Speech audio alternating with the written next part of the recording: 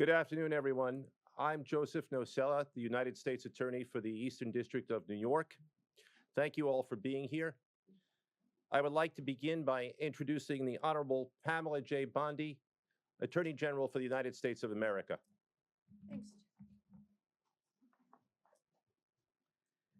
Thank you to our great U.S. Attorney here. We also have our DEA Administrator, Terry Cole, our HSI Acting Executive Associate Director, Derek Gordon, FBI Operations Director, who I'm with every day, Chad Yarborough, U.S. Attorney in the Southern District of Florida, Jason Quinones, U.S. Attorney for the Western District of Texas, Justin Simmons, and Acting Assistant AG Matt Gagliotti, who I'm with almost every day as well. We're here to announce a landmark victory for the Department of Justice, our law enforcement partners, and the United States of America. As you've heard, drug kingpin Ismael Zambada Garcia, also known as El Mayo, has confessed to a lifetime of crime in service to the Sinaloa Cartel, a foreign terrorist organization. Thanks to the relentless work of our prosecutors and our federal agents, El Mayo will spend the rest of his life behind bars. He will die in a U.S. federal prison where he belongs. His guilty plea brings us one step closer to achieving our goal of elimination of the drug cartels and the transnational criminal organizations throughout this world that are flooding our country with drugs, human traffickers, and homicides. Under President Trump's leadership, the Department of Justice is on the front lines of this fight. We're standing shoulder to shoulder with all of our law enforcement partners to dismantle these narco-terrorists, and that's exactly what they are. They are narco-terrorists. El Mayo was one of the most prolific and powerful drug traffickers in this world. His partner was El Chapo. They were co-founders of the Sinaloa Cartel. They brutally murdered multiple people and flooded our country with drugs. Their reign of terror is over. He will never walk free again. Over the last 3 decades, El Mayo and his accomplices made billions of dollars, hundreds of millions each year they were making by bringing poisonous drugs into our country. No longer. The Sinaloa Cartel initially built their businesses with cocaine, but then under El Mayo's leadership, they turned to heroin, they turned to fentanyl. They purchased fentanyl precursor chemicals from China. They made the drug in Mexico and flooded it into our communities, killing our kids. El Mayo also ensured that the Sinaloa Cartel operated and protected its drug trafficking business by relying on extreme violence. They used military-grade weapons and directed hitmen to kill their adversaries. They committed gruesome assassinations, kidnappings, and horrible crimes to maintain discipline within their own organization. He ordered the murders of countless individuals and rivals. Many innocent people died as a result of this as well. El Mayo operated with impunity at the highest levels of the Mexican drug trafficking world by paying bribes to government officials, by bribing law enforcement officers. He controlled corrupt officials and officers who protected his workers and his drug shipments that traveled from Mexico into our country. El Mayo's crimes have been so prolific that in the past 2 decades, he's been indicted in no fewer than 16 federal courts across our country. 16. From Western District of Texas to Chicago to here in the Eastern District of New York. He escaped justice for decades, but under President Trump's leadership, he has finally been brought to justice. Today's conviction is the latest success in the United States fight against deadly cartels and transnational criminal organizations. We've made remarkable progress. Just to give you a few examples, under President Trump's direction, the United States State Department designated the Sinaloa Cartel, together with 5 other cartels and MS-13 and TDA, as foreign terrorist organizations due to the serious threat that they pose to our national security. As a result, the DOJ has already charged leaders of the Sinaloa Cartel with narco-terrorism and charged alleged members with support and supporters of TDA, MS-13, and CJNG, currently one of the most violent cartels in Mexico. They provided material support to a terrorist organization. We are calling these drug kingpins what they are: international narco-terrorists that invade our country, threaten the sovereignty of our borders, and destroy our communities. They are terrorists, and we will prosecute them like they are terrorists. Since President Trump took office, Mexican authorities have expelled more than 50 high-ranking cartel leaders and other dangerous criminals to our country to face prosecution. More than 50. These are historic numbers that ensure that these criminals will face justice and face justice on American soil. We now have leaders from CJNG, Sinaloa, and Los Zetas in custody. Our prosecutors in the Criminal Division and the Northern District of Illinois obtained a guilty plea from Ovidio Guzman Lopez, the son of El Chapo, and another leader of the Sinaloa Cartel, the co-founder. Just a few weeks ago, on August 14th, we announced criminal charges against 5 cartel leaders and high-ranking members of these united cartels. We will not rest until Americans are safe from these narco-terrorists. Thanks to our law enforcement officers, both here and in Mexico, who often put their lives on the line every single day to protect us and to get these violent leaders off the streets. We are not done yet. At President Trump's direction, we will continue to fight until every single cartel boss is behind bars and on American soil and in American prisons for the rest of their lives. Thank you.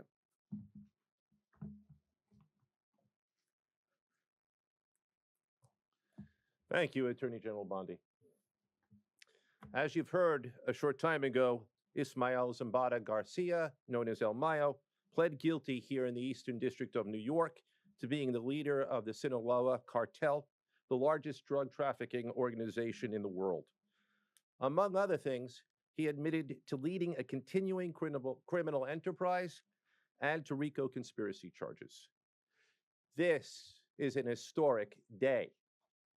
With today's plea, the Sinaloa Cartel has been decapitated.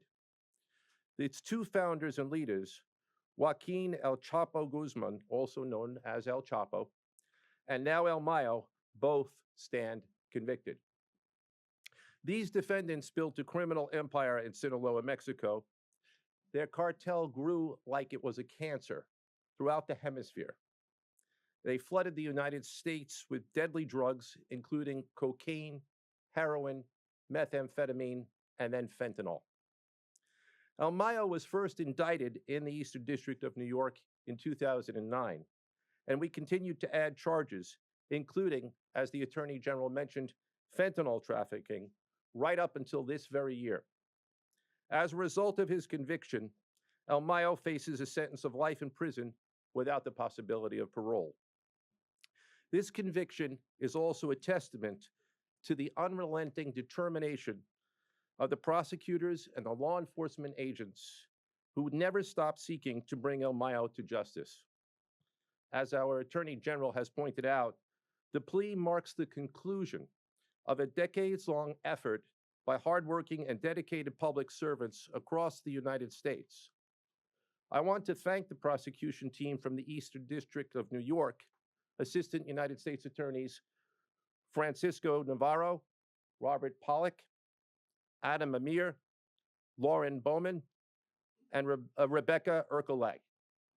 In addition to the United States Attorney's Office in the Southern District of Florida and the United States Attorney's Office for the Western District of Texas, both of whom are here with us today, I also want to acknowledge the important contributions of the U.S. Attorney's Offices for the Northern District of Illinois, the Southern District of California, and the Central District of California. I would also like to thank our American law enforcement partners at the FBI, Homeland Security, and the DEA, along with numerous other law enforcement agents throughout the government. I would also like to thank our counterparts in the Mexican government. Finally, I gratefully acknowledge the presence here today of Frank Tarantino from the DEA, Ricky Patel from Homeland Security, and Philip Bates from the FBI. I'm now going to ask Acting Assistant Attorney General Matthew Gagliotti to say a few words.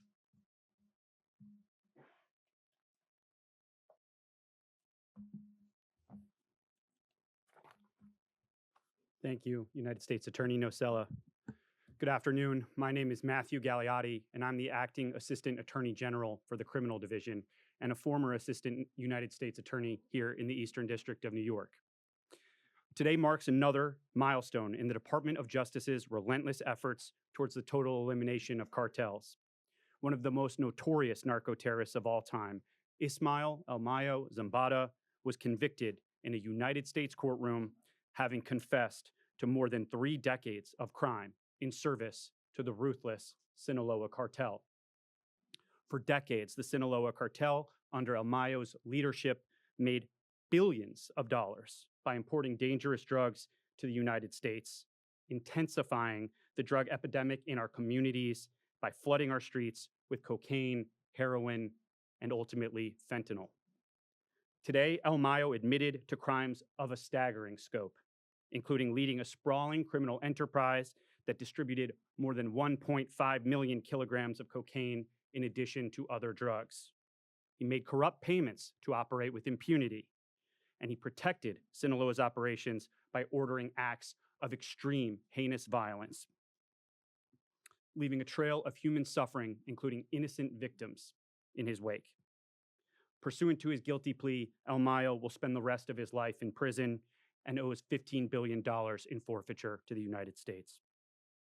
Results like this are not possible without the prosecutors and agents who have done an extraordinary job building the case piece by piece and seeing it through to completion.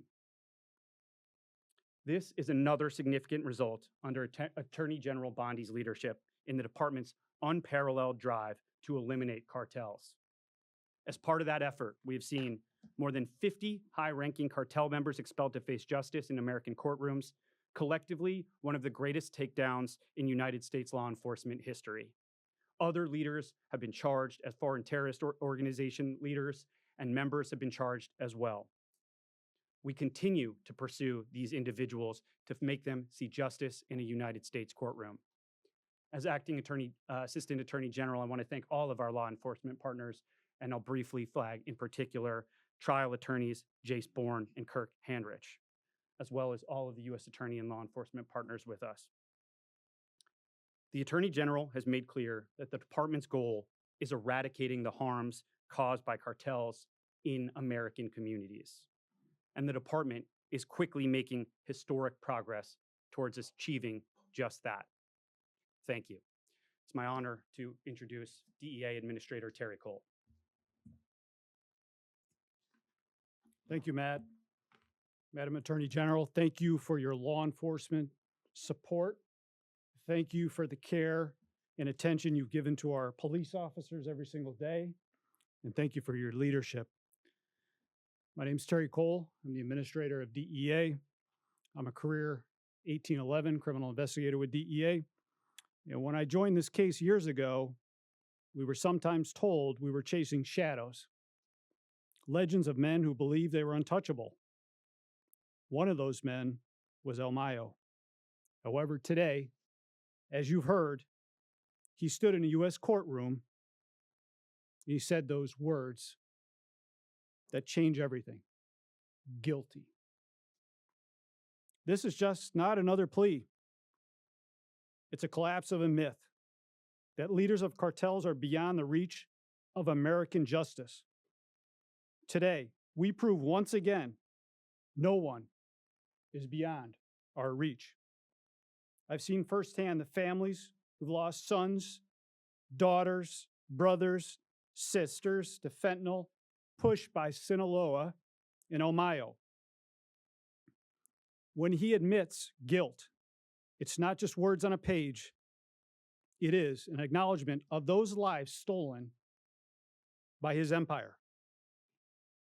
This case was built brick by brick across continents.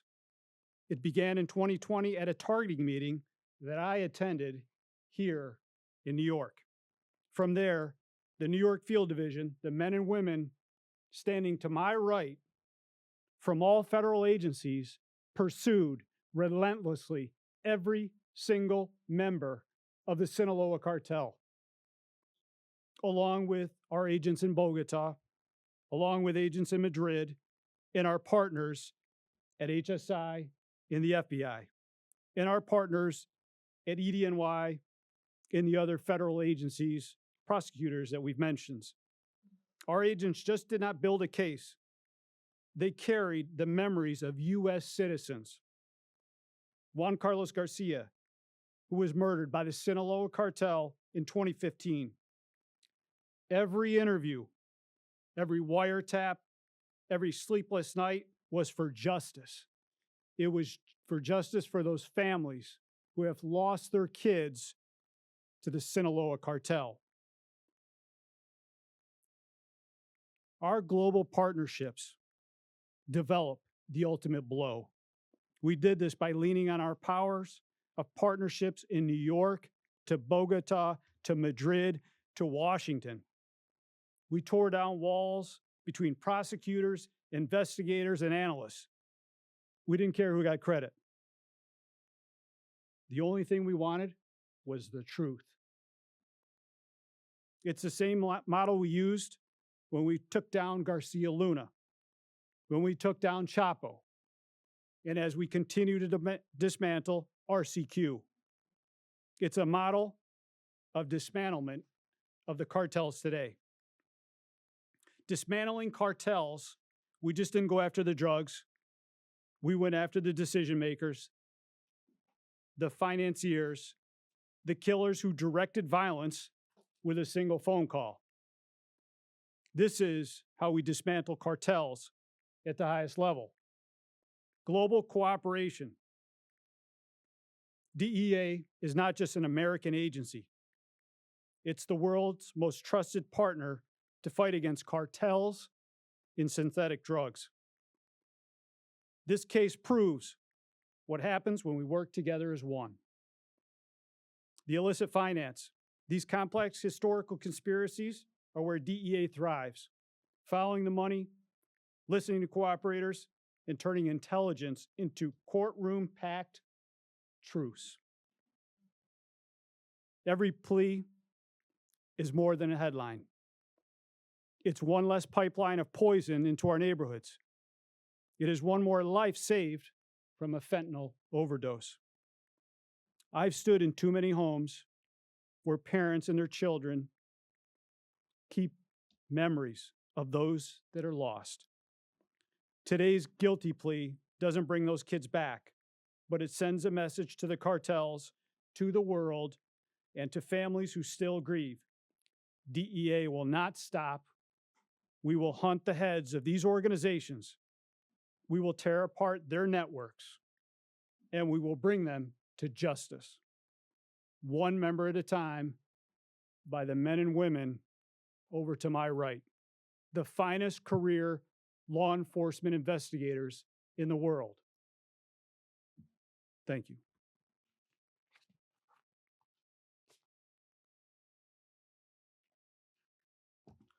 Good afternoon, Madam Attorney General. Administrator Cole, thank you for the remarks. Good afternoon, everybody. My name is Derek Gordon. I'm the Acting Executive Associate Director for Homeland Security Investigations. Today marks an historic day in pursuit of justice for the countless victims Zambada's regime of terror created. For over 30 years, he yielded unchecked power at the highest levels of the Mexican drug cartels and the trafficking world, leaving a legacy of corruption, violence, and devastation behind. Indicted 16 times over 2 decades, he continued a criminal enterprise that shamefully peddled death. Together with El Chapo, he transformed the Sinaloa Cartel into one of the largest, most violent drug trafficking organizations in the world.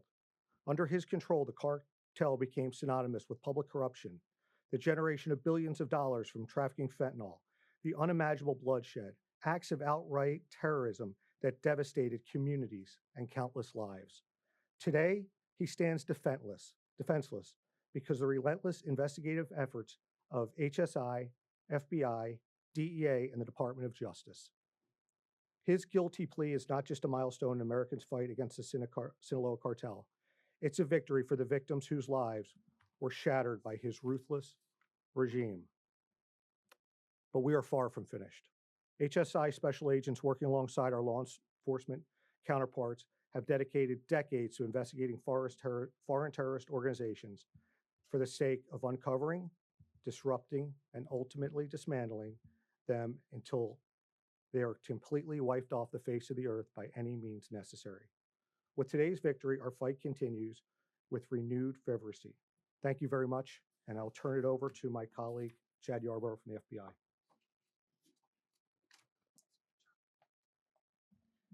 Thank you, Derek. Well, good afternoon. My name is Chad Yarborough. I'm the Operations Director for the FBI, and I oversee our cartel efforts.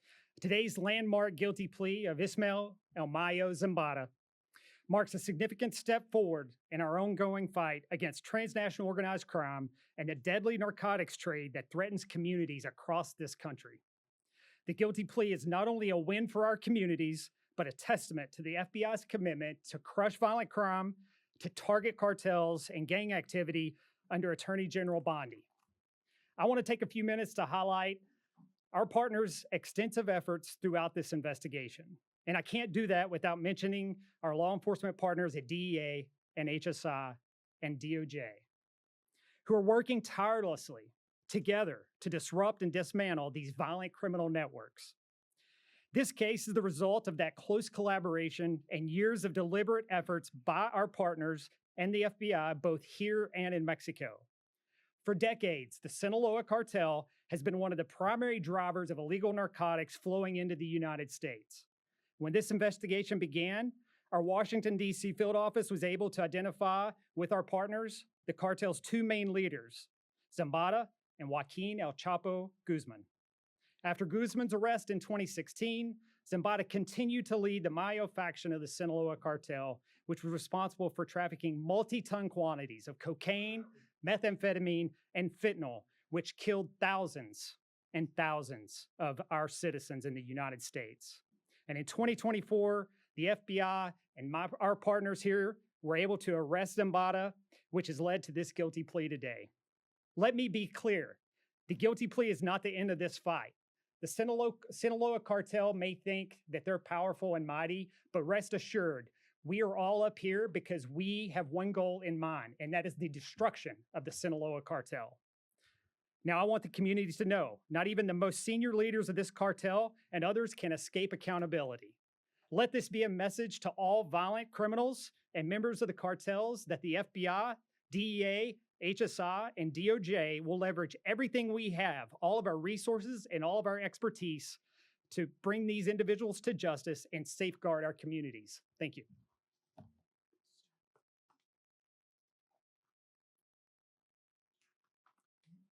Good afternoon, everyone. Good afternoon, Madam Attorney General. Thank you for your leadership and your support. I'm Jason Redding Quinones, the United States Attorney for the Southern District of Florida. For more than 3 decades, Ismael and Mayo Zambada Garcia commanded one of the most violent criminal organizations in the world. Under his direction, the Sinaloa Cartel used vast resources to bribe officials, intimidate rivals, torture their enemies, and murder witnesses, all to push poison in our community that ends today. With his guilty plea, Ed Mayo now faces a mandatory life sentence in federal prison. He will never again lead a cartel that fueled addiction, spread violence, and tore apart families on both sides of our border. Let me be clear to anyone who thinks they will take his place. We will find you. We will extradite you. We will prosecute you, and we will bring you to justice. I stand here shoulder to shoulder with our law enforcement partners, and I'm humbled by their extraordinary work. For years, agents and prosecutors quietly built this case, piece by piece, fact by fact, not for glory, but for justice. For justice for the thousands of victims left in the wake of El Mayo's reign of terror. Because of their courage, we are here today. I commend each of them. I especially recognize my Assistant United States Attorneys, Andrea Goldberg and Monique Botero, for their relentless pursuit of justice. It's now my honor to introduce the U.S. Attorney for the Western District of Texas, Justin Simmons. Good afternoon. My name is Justin Simmons. I am the United States Attorney for the Western District of Texas. I want to thank you, General Bondi, for your support. Thank President Trump as well for his support in this case and many other cases like it that we will continue to bring. They provided the resources and, again, the support that was needed to make a day like today happen. Ismael Zambada Garcia, in partnership with El Chapo Guzman, led the Sinaloa Cartel for decades. In so doing, they brought millions of kilos of drugs into the United States. In so doing, they also imprisoned millions of Americans within the gray walls of addiction, millions of their own countrymen within the gray walls of violence and fear. Now, he will spend the rest of his life behind walls of stone and steel. The Western District of Texas was especially affected by the activities of the Sinaloa Cartel. You see, Juarez and El Paso are connected. Thousands of people every day cross through the various points of entries that connect the two cities and the two countries. Thousands used to cross illegally every day between the two countries. That's not happening so much anymore. Juarez affects El Paso. And so in 2008, when the Sinaloa Cartel started fighting with the Juarez Cartel to take control of that area, 10,000 people were killed on the Mexican side. U.S. citizens, at least one U.S. citizen, was kidnapped, tortured, and murdered. And stray gunfire being fired in Juarez came across to El Paso. So those things that were going on, that were the product of the Sinaloa Cartel's desire to take over that area, directly affected people of the Western District and in El Paso in particular. So in April 2012, AUSAs in El Paso brought charges against El Mayo, Chapo, and 22 other members of the Sinaloa Cartel. I want to take a moment to personally thank AUSA Tony Franco and AUSA Kyle Myers for their work on this case. One of those charges that he pled guilty to today was part of that indictment, part of that 2012 indictment. So this really has come full circle for us in the Western District of Texas as well. But really, today's not about the Western District of Texas. It's not about the Eastern District of New York, the Southern District of Florida, or any other district. It's about the government of the people, by the people, and for the people delivering on a promise to eradicate Mexican drug cartels. That's what we're doing. And we're doing that so Americans can live freely, enjoy liberty, and pursue happiness. This is part of us delivering on that promise. And with that, I'll bring up Mr. Nocella once again. Thank you. I want to thank everybody for coming. That concludes our press announcement. There will be no further proceedings and there are no questions, but I ask that everybody please remain in your seats as our speakers exit the room. Thank you. Nothing on the cartels or the work that the DEA did? Do you have questions about that? I'm gonna take a Thank you. couple- Wait, we can take you all have stayed here all afternoon. Would be glad to take a couple questions. Sure. Wait, let me get him in the back of the room first. Go ahead. I take like 4 questions. Focused on, as well as presumably the cash and assets that comes up with that.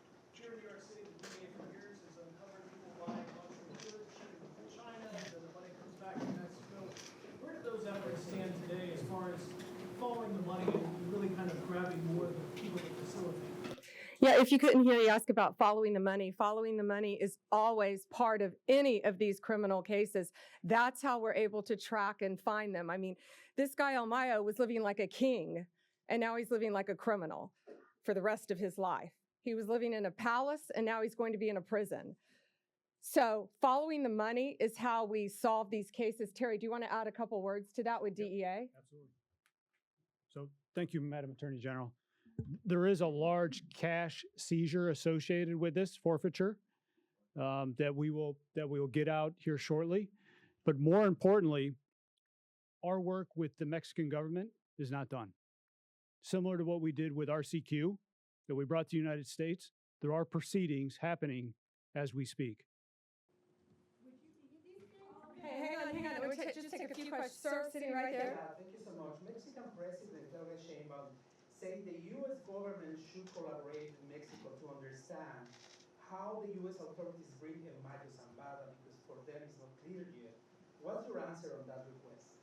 Well, first we want to thank the Mexican authorities for all of their help in bringing all of these cartel leaders to justice. We're not going to comment on any of the specifics of any investigation, but we have brought, under Donald Trump's direction, we have brought more cartel leaders to justice than any other administration in this nation's history. Any other questions? Go ahead, Alon.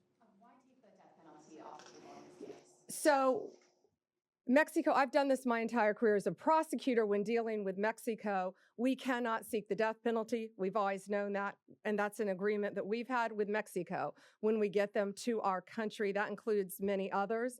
This guy's 78 years old, but he will live like he's on death row. I can tell you that. He will live in a prison cell the rest of his life.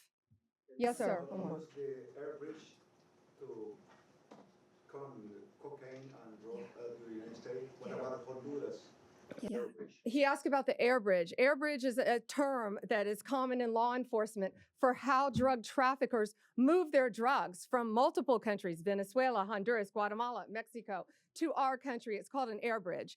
And they pay off government officials, they pay people off, they pay off law enforcement officers in their countries to ignore that and to let them fly undetected. We're looking at all that. We're looking at that in multiple countries. Thank you all for being here, and thank you. Great question.